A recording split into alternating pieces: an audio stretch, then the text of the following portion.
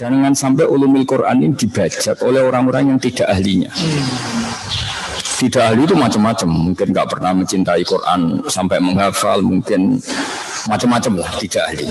Sehingga dalam sebuah hadis unik, Nabi itu pernah ngendikan kepada Mu'adz bin Jabal, Inna akhwafa ma akhafu ala ummati. Saya yang paling saya takutkan kepada umat saya itu diantaranya kata Nabi fitnatul Quran.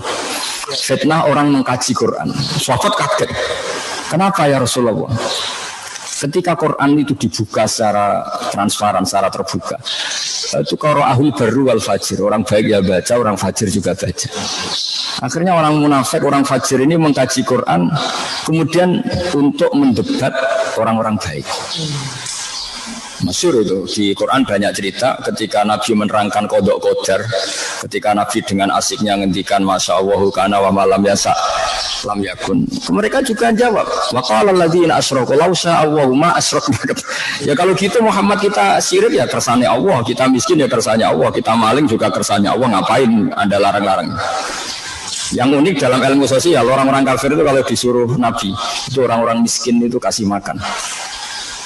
Ya Muhammad, tentu mereka manggilnya jangkar. Ya Muhammad, itu sudah direncanakan Tuhan memang miskin dia. Jadi kalau saya beri makan itu merusak rencana Tuhan. Artinya kodok qadar itu dipakai alat untuk menolak syariat. Makanya masyhur itu kan wa idza qila lahum anfiqu mimma razaqakum wa qala alladziina kafaru lil ladziina amanu anut'imu mal law yasha'u atama. Masa saya ngasih makan orang yang andekan Allah menghendaki ya dikasih makan. Allah tidak ngasih makan, bukti kalau rencana Tuhan memang dia miskin, dia kelaparan. Jadi seperti ini saya ngajar di BPK, itu kalau menurut mereka haram. Mereka nggak paham agama misalnya, itu sudah dalam rencana Tuhan. Ya biarkan saja tetap nggak paham, ikuti aja rencana Tuhan. Jadi kalau BPK nangkap koruptor itu ya salah. Mereka korupsi itu sudah direncanakan Tuhan, sudah ada tulisannya kalau dia itu koruptor. Kalau Anda otak-atik merusak rencana, nanti gantian BPK yang jawab, saya menangkap Anda juga dalam rencana Tuhan. Jadi artinya gini, ilmu itu apapun baiknya di tangan orang yang tidak baik itu yang menjadi tidak baik. Tidak gampang ngelola ilmu itu. Sehingga tadi sore saya dikasih tahu adik saya, Mas, besok Ustaz Zulham mau datang. Kata saya, enakan dia, sakit saya, kata. Kok bisa?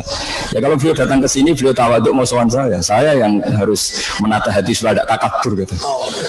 Itu seperti kiai didatangi orang cantik. Kiainya, orang cantiknya melihat kiai itu ibadah, melihat orang alim ibadah. Orang alimnya yang ribet melihat dia dosa. jadi makanya saya dingin saja didatangi Pak Ustaz Mansur. Dingin saya bukan karena apa-apa sebetulnya. Ini mengganggu. Karena kayak tadi, kamu seorang kiai top, ada seorang perempuan datang tanya bab haid misalnya. Yang tanya benar kan? Melihat wajah kamu benar, melihat orang alim itu ibadah gini. Kamu yang masalah kan? Jadi, nah ini saya omongkan biar Pak Ustadz Zulham mikir supaya nggak datang ke sini lagi karena itu mengganggu perasaan seperti itu. Tapi nanti kebalikannya kalau yang saya datang ke sana lah itu baru keren saya karena saya tawaduk harus jadi bagus. Makanya kemarin ketika Pak Kures nelpon saya ingin saya datang ke Jakarta karena beliau sepuh, saya langsung datang. Karena itu dengan cara itu saya lebih baik. Beliau sepuh, beliau habib, beliau alim ya saya sowan. Sebenarnya saya juga pernah diminta kapan-kapan beliau mau ke sini tapi saya mikir waduh ribet ini. Ribet ini maksudnya lebih mengganggu karena nanti beliau terlalu benar, saya terlalu salah. Jadi itu ilmunya ulama. Jadi Quran juga gitu. Kita ini mikir Islam ini dibawa kemana? Kalau kita ngomong Islam secara serius, nanti bagi orang awam menjadi tanfir. Jangan kira sering baca Quran itu dibenarkan Nabi terus ya tidak juga. Kadang yang sering baca itu malah salah. Karena konteksnya sosial. Misalnya gini, ini cerita dalam hadis. Ada petani yang tentu sibuk ngerawat piaraannya atau ngerawat tanamannya. Makmum ke Mu'ad. Mu'ad ini ahli Quran masyhur. Dia bacanya Quran enak terus panjang. Singkat cerita si petani ini mufarokoh itu melepas ikatan sholat dengan imam, kemudian dia meneruskan sholatnya sendiri, itu sah dalam fikih.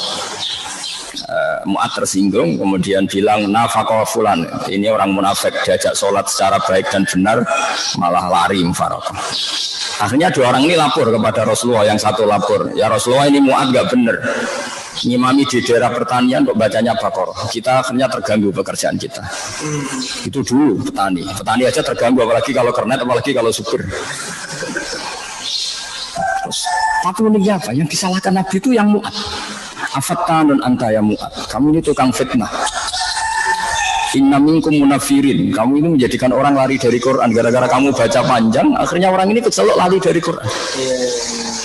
Jadi tidak gampang ngelola kebenaran. Jadi yang disalahkan Nabi itu yang Mu'ad, bukan yang karena menyebabkan orang lari dari Quran karena kelamaan. Makanya saya sering cerita ke kiai-kiai, kalau Anda tahlil jangan lama-lama. Nanti orang itu bosan sama la ilaha illallah. Sebenarnya bosan sama Anda, tapi Anda kuat lama karena Anda aktornya kan. Iya kan, kita misalnya yang ngomong kan kita aktor mesti betah, tapi yang dengerin corong Jawa gak lakon, ngapain lama-lama wong sadak. Makanya saya kalau ngaji di mana-mana itu mesti cepat, tak jamin. Makanya tidak usah khawatir lama-lama, ini pasti saya cepat. Saya betah lama karena saya aktor, tapi kalau sampai karena kemungkinannya sampai itu dua. Kalau paham ya ingin nggak lama-lama karena sudah paham. Kalau tidak paham namanya nggak paham ya nggak asik. Kadang setengah paham setengah enggak, ini yang ribet.